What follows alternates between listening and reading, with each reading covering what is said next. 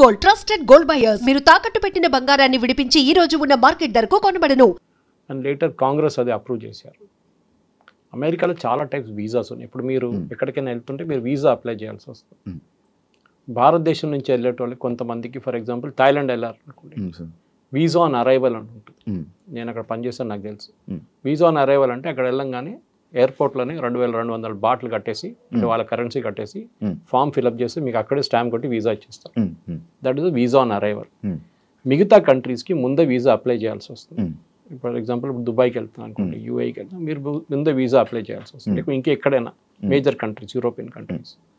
యూఎస్కి ఇంకా టఫ్, ఎందుకంటే మనోళ్ళు చాలా సంవత్సరాల నుంచి యూఎస్కి మన డాంకీ రూట్ అంటాం చూడండి. డాంకీ రూట్ ఒకటి ఉంటుంది, ఎట్లయినా అక్కడ చేరుకోవాలి. ఎస్పెషలీ పంజాబ్, గుజరాత్ అటువైపు నుంచి చాలామంది చనిపోయినా కానీ ప్రాబ్లం లేదు, కానీ యూఎస్కి వెళ్ళాలి నాకు. 40 లక్షలు 50 లక్షలు ఏజెంట్లకు ఇచ్చి వాడు ఈక్వెడార్ నుంచి కొలంబియా తీసుకెళ్ళి, కొలంబియా నుంచి మెక్సికో తీసుకొచ్చి, మెక్సికో నుంచి గోడ దుంకి అటువైపు యూఎస్కి వెళ్ళాలనుకుంటే అక్కడ వెళ్ళగానే వాడు మాయమైపోతాడు, క్రౌడ్లో చేరిపోతాడు.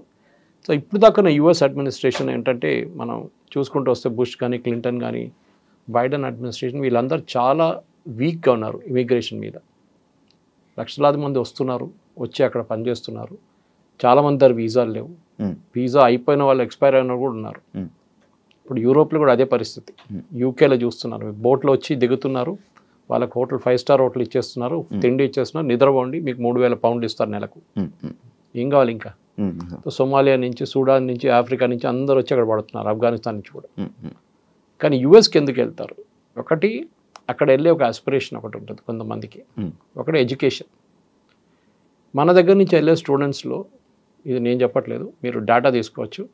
మొన్న కూడా మోహన్ దాస్ పై గారు చెప్పారు, మన దగ్గర నుంచి వెళ్ళే స్టూడెంట్స్లో 90% మంది 3rd గ్రేడ్ యూనివర్సిటీస్కి వెళ్తారు యూఎస్కి. సర్టిఫికేట్ ప్రింట్ చేసే పేపర్ కూడా విలువ ఉండవు. అక్కడ కార్నల్ ఉంది, అక్కడ పెద్ద పెద్ద ఇన్స్టిట్యూట్, యూపెన్ ఉంది, చాలా మటుకు ఇన్స్టిట్యూట్స్, బూత్, చాలా పెద్ద పెద్ద ఇన్స్టిట్యూట్స్ ఉన్నాయి అక్కడ, యూనివర్సిటీస్ ఉన్నాయి. అక్కడెక్కడ వెళ్లకుండా పేరే వినలేని ఇన్స్టిట్యూట్కి వెళ్తాడు, ఎందుకంటే వాడి అడ్మిషన్ అక్కడే దొరుకుతుంది. కార్నల్ లైన్ నుంచి అట్లాంటి పెద్ద పెద్ద ఇన్స్టిట్యూట్స్లో మీకు మెరిట్లోనే మీకు అడ్మిషన్ వస్తుంది, మీ రికమెండేషన్ మీద ఉంటుంది. అంటే మీ ప్రొఫెసర్స్ రికమెండ్ చేయాల్సి వస్తుంది.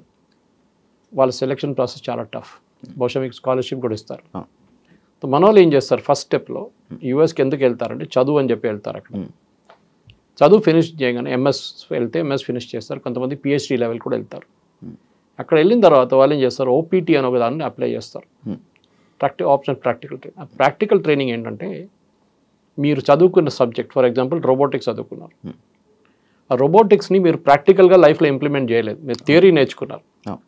నేర్చుకోవాలంటే ఒక రోబోటిక్స్ పనిచేస్తున్న కంపెనీ దగ్గర పని చేసుకుంటే మీకు కొంచెం ఎక్స్పీరియన్స్ వస్తుంది, మీరు చేసిన డిగ్రీ కూడా విలువ ఉంటుంది. అక్కడ వెళ్తారు, 2 సంవత్సరాలు యూజ్లీ ఉంటే దాన్ని ఎక్స్టెండ్ కూడా చేసుకోవచ్చు కొంచెం. అది కూడా మన వాళ్ళు మిస్యూజ్ చేశారు. దాని తర్వాత ఏం చేస్తారు, మెల్లగా H1Bకి అప్లై చేస్తారు. అంటే H1B మీరు అప్లై చేయలేరు, H1B has be applied by the company. మిమ్మల్ని తీసుకెళ్లాల్సి అనుకుంటే కంపెనీ వాళ్ళు అప్లై చేస్తారు. అక్కడ కూడా పెద్ద ర్యాకెట్ ఉంది. ఇది ఏం జరిగిందంటే, H1B ఎందుకు తీసుకొచ్చారు, అమెరికాలో stem, that is science, engineering, technology and మ్యాథ్స్లో వాళ్ళ దగ్గర షార్టేజ్ ఉందని చెప్పి వాళ్ళ నేషనల్ సైన్స్ ఫోరం, వాళ్ళ ఫౌండేషన్ 160,000 మంది తక్కువ ఉన్నారని చెప్పి 1990లో ఒక స్టడీ చేశారు. మా దగ్గర అంత ఇంజనీరింగ్ గ్రాడ్యుయేట్స్ లేరు, వస్తున్న వాళ్ళకి స్కిల్స్ లేవు, సో మేమేం చేయాలి, అమెరికన్ ఐటీ కంపెనీస్ అంటున్నారు, మేము బయట నుంచి తెప్పించుకుంటాము, వాళ్ళకి ఇదే జీతం మేము కూడా ఇస్తాము. అంటే అమెరికాలో ఒక అమెరికన్ వర్కర్కి $80,000 జీతం అనుకోండి, 80 లేకుండా $1,00,000 ఒక సంవత్సరానికి జీతం ఉంటే మేము కూడా అదే తీసుకొస్తున్న ఎంప్లాయీ కూడా అదే ఇస్తామని చెప్తారు. కానీ చేసేది అది కాదు. ఒకసారి తీసుకొచ్చిన తర్వాత ఆయనకి అది ఇచ్చే డాలర్ కన్నా హాఫ్ ద శాలరీ ఇస్తారు. వాడు వచ్చేసిండు కాదు, ఎక్కువ మాట్లాడలేడు. ఇప్పుడు ఏమనంటే నిన్ను పంపించేస్తా వాపస్ అంటాడు. ఆడు భయపడి పని చేస్తారు, అమ్మాయి ఉండని అబ్బాయి ఉండని. ఇది మిస్యూజ్ జరుగుతుంది, చాలా సంవత్సరాల నుంచి జరుగుతుంది. ఇప్పుడు ఇవాళ వచ్చిన న్యూస్ ప్రకారం ఫైర్ వాల్ అని చెప్పి ఒకటి లాంచ్ చేశారు యూఎస్. మేజర్ ఇన్వెస్టిగేషన్ స్టార్ట్ అవుతుంది నిన్నటి నుంచి.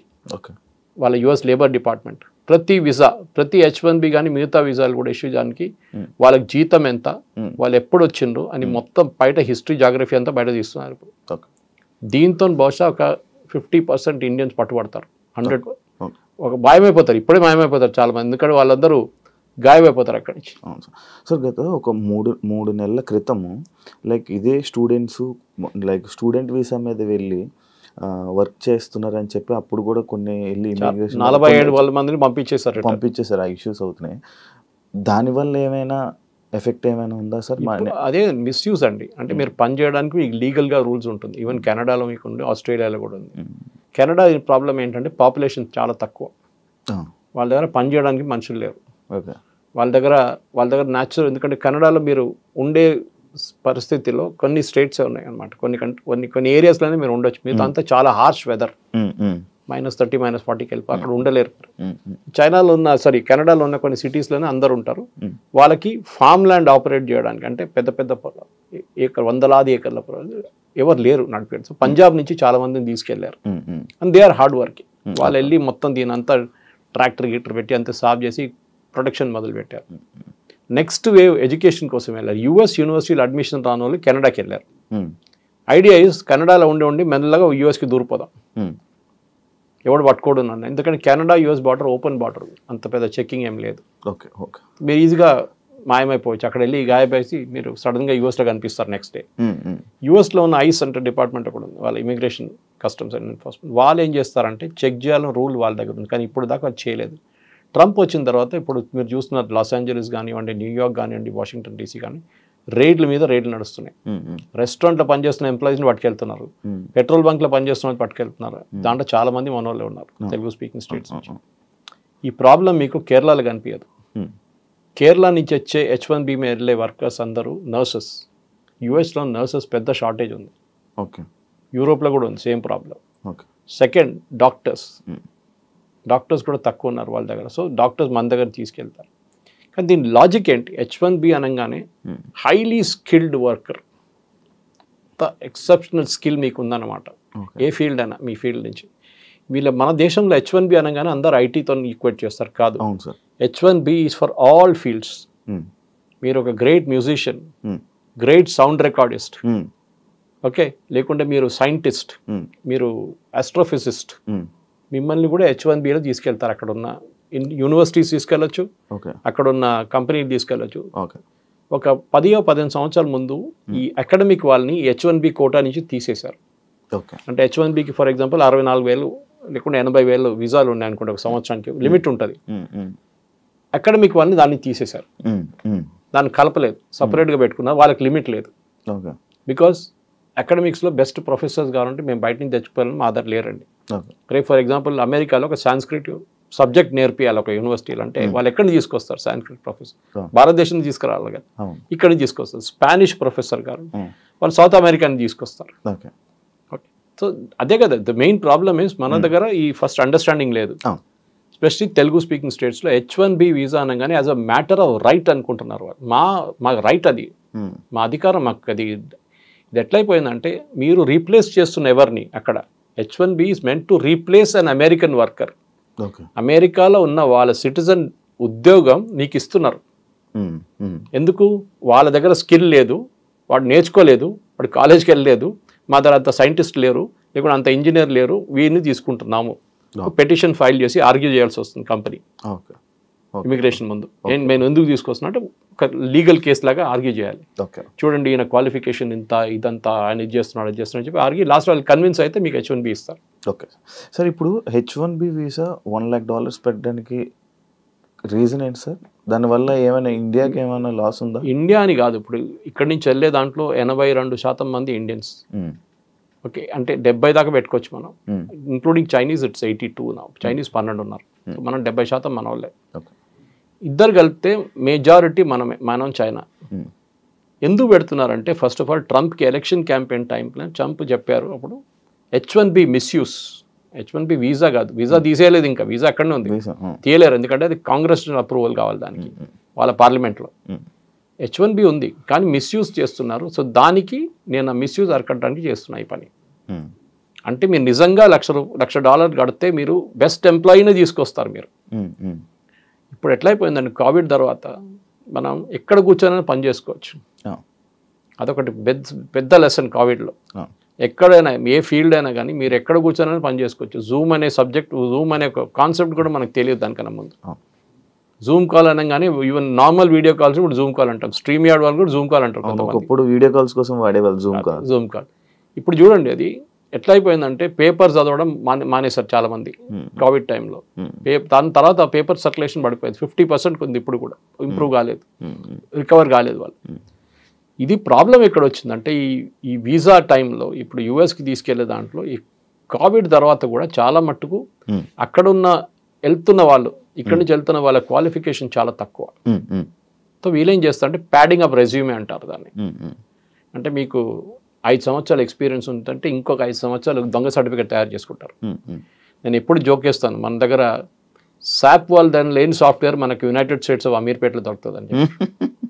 అవును, ఎందుకంటే లేని కోర్సు కూడా వాళ్ళు నేర్పిస్తారు మీకు కావాలంటే. అది failure of the engineering college. Ameerpet అనే place is a reflection of what is wrong with engineering college education in Telugu speaking state. Telugu speaking స్టేట్స్లో ఇంజనీరింగ్ కాలేజ్లో చెప్పలేని సబ్జెక్టు లేకుండా ఆ సబ్జెక్ట్ మ్యాటర్ ఎక్స్పర్ట్స్ లేని వాళ్ళు అమీర్పేటలో వచ్చి నేర్పిస్తారు. వాడు అక్కడి నుంచి డైరెక్ట్ యూఎస్కి వెళ్తాడు.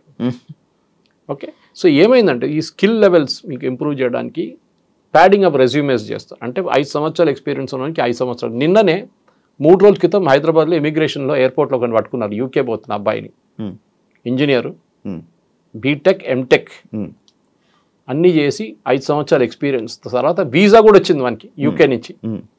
యూకేలో కన్సల్ట్ వీసా కూడా ఇష్యూ చేశారు. అక్కడ ఎయిర్పోర్ట్లో ఇమిగ్రేషన్ డౌటర్స్ చెక్ చేస్తే బీటెక్ సర్టిఫికేట్ దొంగతనం తెచ్చుకున్నాడు, ఎంటెక్ దొంగతనం తెచ్చుకున్నాడు, ఎక్స్పీరియన్స్ కూడా సార్. ఎయిర్పోర్ట్ ఇమిగ్రేషన్లో చెక్ చేస్తారా సార్? చెక్ చేస్తారు, డౌట్ ఉంటే చెక్ చేస్తాం. మీ బాడీ లాంగ్వేజ్ వస్తుంది తెలిసిపోతుంది వాళ్ళకి. Okay okay. కానీ నా ప్రశ్న ఏంటంటే అది కాదు, ఈ కన్సులేట్ వాళ్ళు ఏం చేస్తారు? యూజువల్లీ ఏం చేస్తారంటే కన్సులేట్ ఇది ఇప్పుడు కాదు, 10 సంవత్సరాలు 15 సంవత్సరాల ముందు మొదలు పెట్టారు, ఒక లింకేజ్ పెట్టుకున్నారు సాఫ్ట్వేర్. జేఎన్టీయూతోని అమెరికన్ కన్సులేట్, జేఎన్టీతోని బ్రిటిష్ కన్సులేట్, మేజర్ కన్సులేట్ అందరూ లింక్ పెట్టుకున్నారు. ఉస్మానియాతో మిగతా వాళ్ళు పెట్టుకుంటారు. వీళ్ళేం చేస్తారు, క్యాండిడేట్ వస్తాడు శ్రీనివాస్ కుమార్ పేరు కొట్టి 2012లో పాస్అవుట్ అయ్యాడని చెప్పి కొట్టంగానే వాళ్ళకి లిస్ట్ వస్తుంది ఎవరెవరు పాస్అవుట్ అయ్యారని. ఆ పేరు దాంట్లో కనిపించకపోతే దొంగ సర్టిఫికేట్. ఆ లింకేజ్ ఉంది, ఎందుకంటే సర్టిఫికేట్ తయారు చేయడం మన వాళ్ళు ఛాంపియన్స్ ఇండియన్స్. దాంట్లో స్పెషలీ మన దగ్గర ఉన్న ఇంకా పెద్ద ఛాంపియన్స్. మన దగ్గర ఎడ్యుకేషనల్ కన్సల్టెంట్స్ ఉంటారు, వాళ్ళు మీరు లేనిపోయిన బ్యాంక్ బ్యాలెన్స్ చూపిస్తారు, మీకు లేనిపోయిన సర్టిఫికేట్లు తయారు చేసిస్తారు, లేనిపోయిన ఎక్స్పీరియన్స్ చూపిస్తారు. కరెన్సీ చేసేస్తున్నారు. ఇది ఇప్పుడు అంతా కలిసి పడ్డది అక్కడ యూఎస్లో. ఈ ఫేక్ రెజ్యూమేస్ కానివ్వండి, మీరు ఎక్స్పీరియన్స్ ఇప్పుడు చూడండి, లేబర్ డిపార్ట్మెంట్ ఇంత స్ట్రిక్ట్గా ఇప్పుడు దాకా రాలేదు. మీరు చూసిన సినిమా ఏం లేదు ఇప్పుడు, అది చూసిన ట్రైలర్ ఇప్పుడు ఈ $1 lakh ఇప్పుడు రాబోతుంది పెద్ద బాంబు. ఏం సార్ రేట్ నడుస్తున్నాయి ఇప్పుడు. They are checking each and every H1B issue చేసిన చెక్ చేస్తున్నారు. ఎందుకంటే వ్యాలిడిటీ 3 సంవత్సరాలు ఉంటుంది కదా, 3 సంవత్సరాల నుంచి యూఎస్లో పనిచేసేట్టు చెక్ చేస్తున్నారు. ఇప్పుడు నీకు ఎట్లా వచ్చింది H1B, నీకు ఎవరు ఇష్యూ చేసిండు, నీకు ఎక్స్పీరియన్స్ ఎంత ఉంది, నీకు జీతం ఎంత వస్తుంది. మెయిన్ జీతమే ప్రాబ్లం. వీళ్ళు ఎందుకు తీసుకొస్తున్న ఇండియన్ వర్కర్స్తో ప్రేమ ఏం లేదు. అమెజాన్ కానీ మెటా వాళ్ళకి కానీ గూగుల్ వీసా టాప్ 3 టాప్ 10లో ఒకటే ఇండియన్ కంపెనీ ఉన్నారు. వీసా లాస్ట్ 2024లో H1B మ్యాక్సిమం అప్లై చేస్తున్న కంపెనీస్లో టాప్ 10లో ఐటీ కంపెనీస్లో ఒకటే ఇండియన్ కంపెనీ ఉంది. 4th పొజిషన్లో TCS, ఇన్ఫోసిస్ లేరు, ఎవరు లేరు. ఓకే, ఎందుకంటే కోవిడ్ తర్వాత work from home and work place అని కాన్సెప్ట్ లాగా చాలా మంది ఇండియాకి షిఫ్ట్ అయిపోయారు.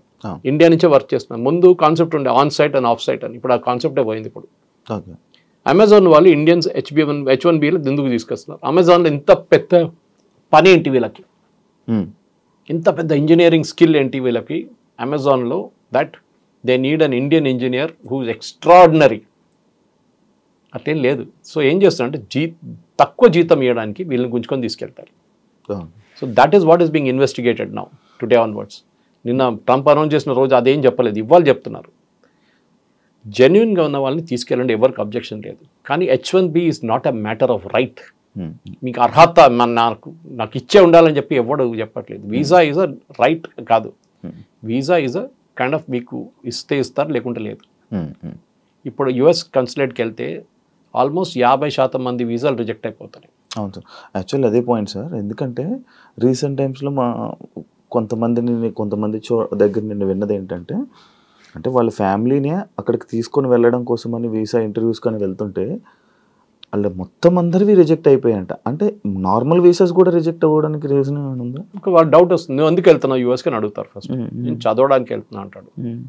మీ ఇక్కడ ఎవరో ఉన్నారంటారు, అమ్మ నాన్న ఉన్నారు, పెళ్లి చేసుకున్న తర్వాత నువ్వు చదువుకు వెళ్తున్నావు. అచ్చా, దాని తర్వాత అక్కడ వెళ్ళినాక ఏం చేస్తావు, మీ వైఫ్కి వీసా అప్లై చేస్తావు, మీ పిల్లలకి వీసా అప్లై చేస్తావు, వాళ్ళని తీసుకెళ్తావు, మెల్లగా దూరిపోతే గ్రీన్ కార్డ్ కోసం ట్రై చేస్తావు, దానికి 16 సంవత్సరాలు వెయిటింగ్ లిస్ట్ ఉంది, అది ఇంకోటి. దాని తర్వాత citizenship next. Green card citizenship కాదు. Lot of people mistake green card green card అంటే చాలా green card is green card, it is not a US citizen. అది ఇంకో స్టెప్ ఉంటుంది యుఎస్ సిటిజన్షిప్కి. ఇక్కడి నుంచి వెళ్ళే వాళ్ళు మెయిన్ ప్రాబ్లం ఏంటంటే మీరు చెప్పిందే ప్రాబ్లం. అమెరికాలో వాళ్ళు ఏమంటున్నారు, మీరు చదువుకోవడానికి రాండి, నో ప్రాబ్లం, చదువుకోండి, ఇక్కడ వచ్చి మాకు ట్యూషన్ ఫీజు వస్తుంది, మా కాలేజీలో కొంచెం 50% అయినా మాకు ఫండింగ్ మీ దగ్గర నుంచి వస్తుంది. కెనడాలో ఫర్ ఎగ్జాంపుల్ మనం ఖర్చు చేస్తుంది కెనడియన్ కాలేజెస్లో ఒక 30 నుంచి 40 కెనడియన్ కాలేజెస్ నడిపిస్తుంది ఇండియన్ స్టూడెంట్స్ ఫీజ్. ఎందుకంటే కెనడియన్ స్టూడెంట్స్కి ఫ్రీ, వాళ్ళకి ఫ్రీ ఎడ్యుకేషన్ ఇవ్వాలంటే ఇండియన్ స్టూడెంట్స్ కట్టిన ఫీ నుంచి వాళ్ళకి ఫ్రీ ఇస్తారు. రాకపోతే ఏం చేస్తారు, మొత్తం కాలేజ్ మునిగిపోతుంది. అదే నడుస్తుంది ఇప్పుడు కెనడాలో కూడా.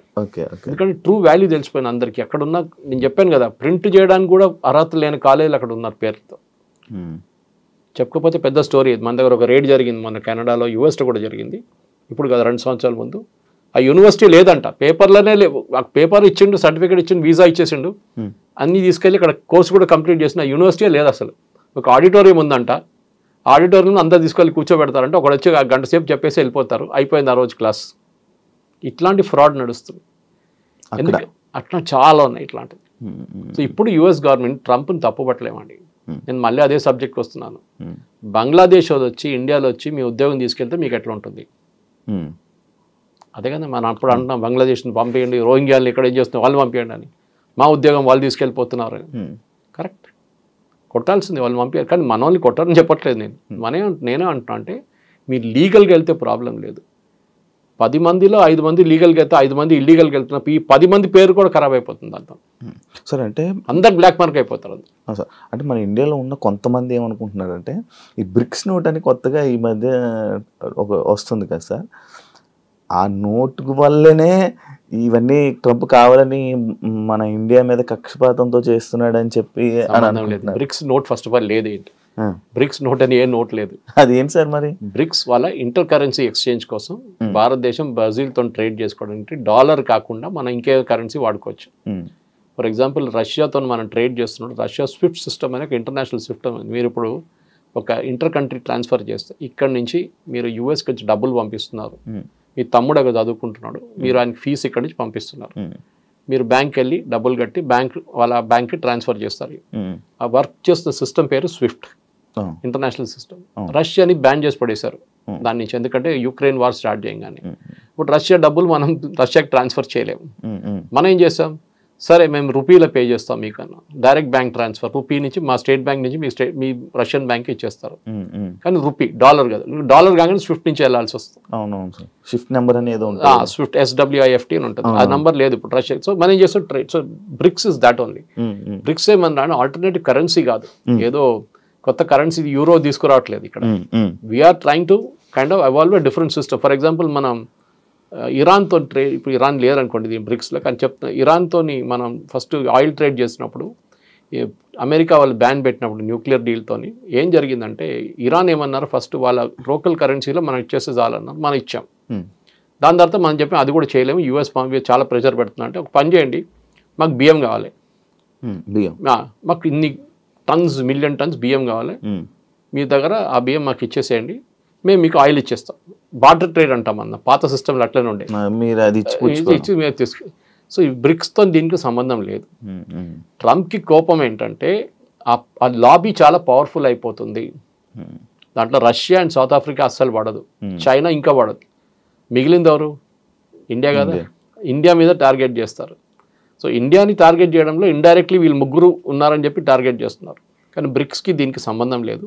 It is nothing do with it is basically ఆయన ఎలక్షన్ క్యాంపెయిన్లో చెప్పిన మాట చేస్తున్నాడు. ఎలక్షన్ క్యాంపెయిన్ చెప్పాడు, నేను రాగానే ఇమిగ్రేషన్ పెట్టి H1B వాళ్ళని అందరిని తీసేస్తా అని చెప్పి. అప్పుడు డిఫెండ్ చేయడానికి వచ్చిన ఎవరు? Elon Musk. ఎలాన్ మస్క్ ఏమన్నారంటే H1B వర్కర్స్ వస్తున్న దాంతో పాటు మనకి యుఎస్లో ఇన్నోవేషన్ ఇంప్రూవ్ అవుతుంది అన్నారు, విచ్ ఇస్ కరెక్ట్. ఇక్కడ నుంచి ఫస్ట్ ఎర్లీ స్టేజెస్లో H1Bలో 90s అండ్ ఎర్లీ 2000 వెళ్ళిన వాళ్ళు చాలామంది ఇన్నోవేటివ్ ప్రోడక్ట్స్ తీసుకొచ్చారు. మన దేశంలో ఒక్క ఇన్నోవేటివ్ ప్రోడక్ట్ కూడా మీరు చెప్పండి ఏదైనా తయారు చేసింది. ఒక ఐప్యాడ్ తయారు చేసామా మనం? ఒక ఐపాడ్ తయారు చేసామా? ఏం తయారు చేసాం చెప్పండి మనం? We are services country. ఐటీ కూలీ అని నేను వర్డ్ వాడను, అది it is a derogatory word, కానీ మనం చేస్తున్న సర్వీసెసే. అక్కడ ఉన్న అమెరికన్ కంపెనీకి ఇక్కడ నుంచి అవుట్ సోర్స్ చేశారు, మనం సర్వీస్ చేస్తున్నాం. వాళ్ళ బ్యాక్ ఎండ్ మెయింటైన్ చేస్తున్నాం, వాళ్ళ అకౌంట్స్ మెయింటైన్ చేస్తున్నాం, అకౌంట్ రిసీవబుల్స్ మెయింటైన్ చేస్తున్నాం, అన్నీ మనం చేస్తున్నాం ఇక్కడ నుంచి. అంతే. అదే సార్, ఇప్పుడు యుఎస్ వాళ్ళకి మన ఇండియా మీద కక్ష లేకపోతే యాపిల్ కంపెనీ ఇండియాలో పెడతానంటే లేదు యుఎస్లోనే పెట్టాలని చెప్పి అది ఇష్యూ చేశారు కదా, మరి అది ట్రంప్ చేస్తాడు కదా. సిద్ధరామయ్య ఏమో బెంగళూరులో పెట్టమంటారు, మన కంట్రీలోనే కాంపిటీషన్ ఉంది. అమెరికా ఏమంటారు, మా ఆధార్ పెట్టండి, మా దగ్గర 50,000 మందికి ఉద్యోగం వస్తుంది, ఇక్కడ పెట్టండి అని. అక్కడ ఎందుకు పెడుతున్నావు అని చెప్తారు, చెప్పాల్సిన చెప్తాడు, అంతే. వినాల్సిన వింటాడు. అంటే ఇలాంటి సిచ్యువేషన్స్ ఒకటి చూసుకుంటే అది Trump is a business. ఆయన real estate dealer, real estate company నడిపిస్తాడు. ఆయన మాట్లాడే లాంగ్వేజ్ అది ఇది అంటే చేస్తావా లేదా అట్లా మాట్లాడతారు direct.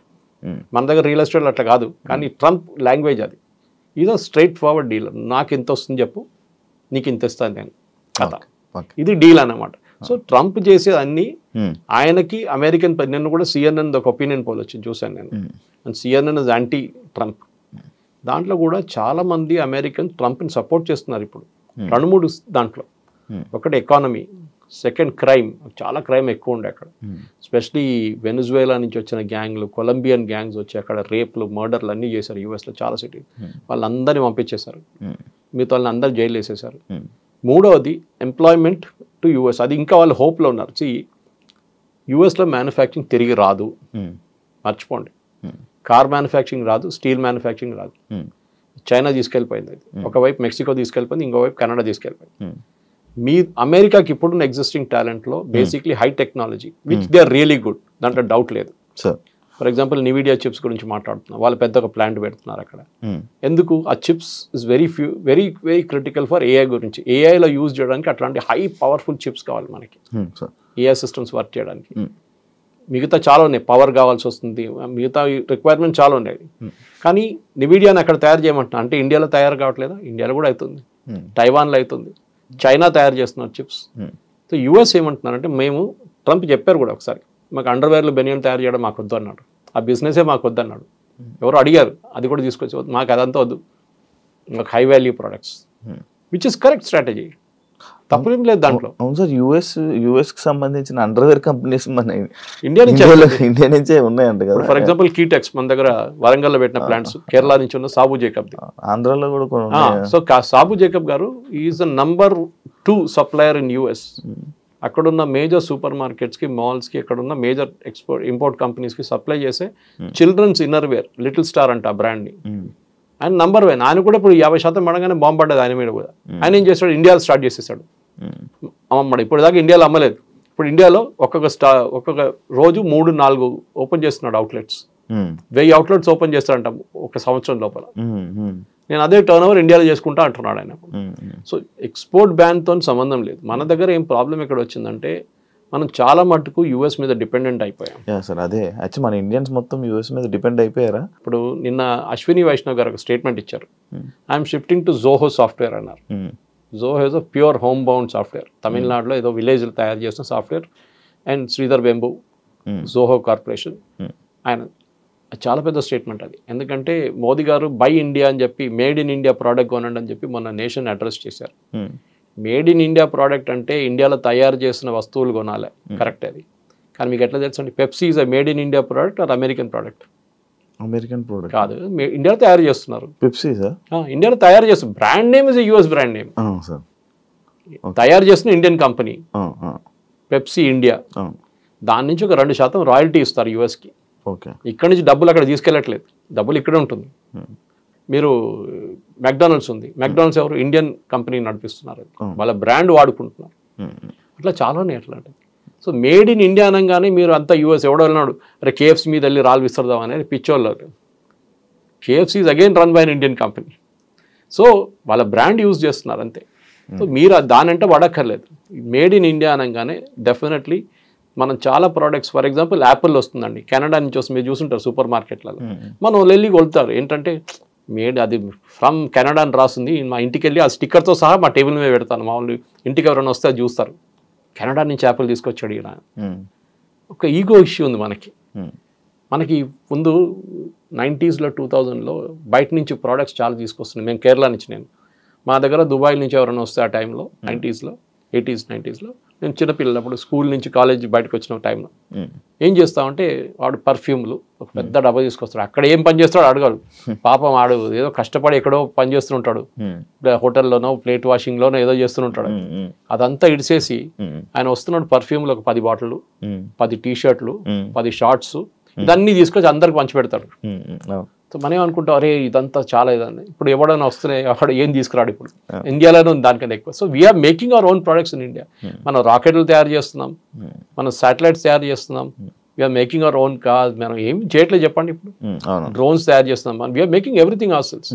So made in India ఫిలాసఫీలోనే మీరు చాలా మటుకు యుఎస్ మీద డిపెండ్ కాక్కర్లేదు. కానీ ఎప్పుడు కూడా మనకు ప్రాబ్లమ్స్ ఉన్నాయి. ఫర్ ఎగ్జాంపుల్ మన దగ్గర కమర్షియల్ ఎయిర్క్రాఫ్ట్ బోయింగ్ అని ఎయిర్బస్ మీద డిపెండ్ అవుతున్నాం. మన దగ్గర ఇంకా ప్రొడక్షన్ కాలేదు. చైనా స్టార్ట్ చేసేసారు ఇప్పుడు. అది పెద్ద ప్రాజెక్ట్. అది ఇప్పుడు కాదు, నెక్స్ట్ 50 సంవత్సరాలు కూడా కాదు అది.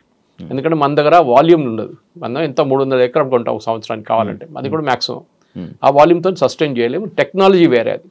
కానీ ఫైటర్ ఎయిర్క్రాఫ్ట్ చూడండి, తేజస్ కానివ్వండి, నెక్స్ట్ జన్ అక్మా తీసుకొస్తున్నాం. దానికి సాఫ్రాన్ ఇంజిన్ ఫ్రాన్స్ తీసుకొచ్చి మనం హైదరాబాద్లోనే తయారు చేస్తున్నాం దాన్ని.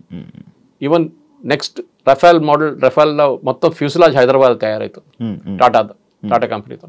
సో మనం చాలా మటుకు మేడ్ ఇన్ ఇండియా చేస్తున్నాం. కానీ యుఎస్ మీద డిపెండెన్సీ, యుఎస్ ఏమైపోయిందంటే లోకంలో పోలీస్ మ్యాన్ అని ఫస్ట్ చెప్పారు.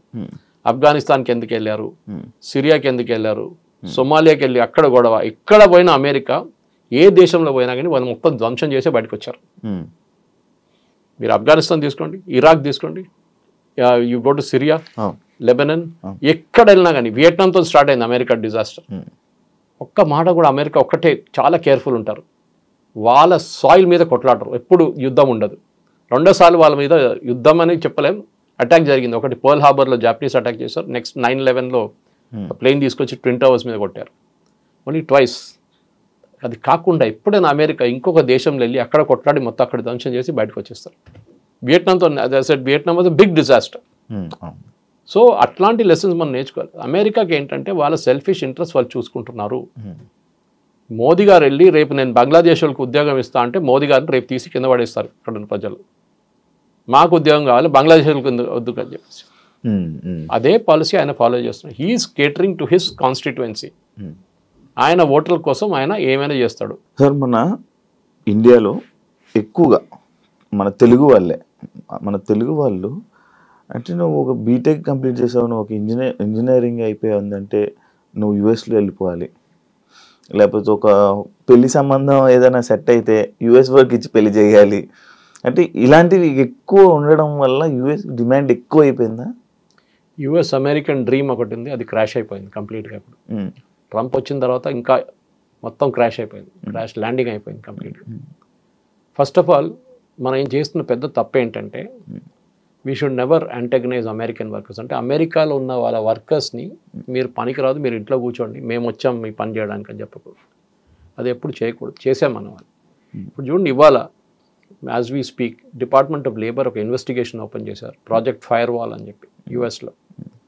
దాంట్లో labour secretary personally investigation order చేస్తున్నారు. ఇప్పుడు మీరు H1B మీద వచ్చిన వాళ్ళు ఆల్రెడీ యుఎస్లో ఉంటే వాళ్ళ మీద చర్యలు తీసుకుంటున్నారు. కొత్త వాళ్ళని మర్చిపోండి, $1,00,000 కొత్త వాళ్ళకి, కొత్త వీసాకి. అక్కడ ఉన్న వాళ్ళ మీద ఇన్వెస్టిగేషన్ మొదలు పెట్టారు. మీకు జీతం ఎంత, మీరు ఎప్పుడు వచ్చారు, మిమ్మల్ని ఎట్లా తీసుకున్నారు, మీరు రీప్లేస్ చేసిన అమెరికన్ వర్కర్కి టాలెంట్ ఉందా లేదా అని ఎట్లా చెక్ చేశారు, వానికి ఎగ్జామ్ పెట్టారా, మీకు కూడా ఎగ్జామ్ పెట్టారా? ఏం చేయలేదు. టెక్నికలీ మీరు ఒక అమెరికన్ వర్కర్ని రీప్లేస్ చేస్తే ఆయనకున్న స్కిల్ మీకున్న స్కిల్ ఎట్లా టెస్ట్ చేస్తారు. ఒక రూమ్లో 50 మంది H1B వర్కర్స్, 50 మంది అమెరికన్స్ పెట్టి టెస్ట్ పెడితే తెలిసిపోతే ఎవరికి ఎంత తెలుసు అనేది.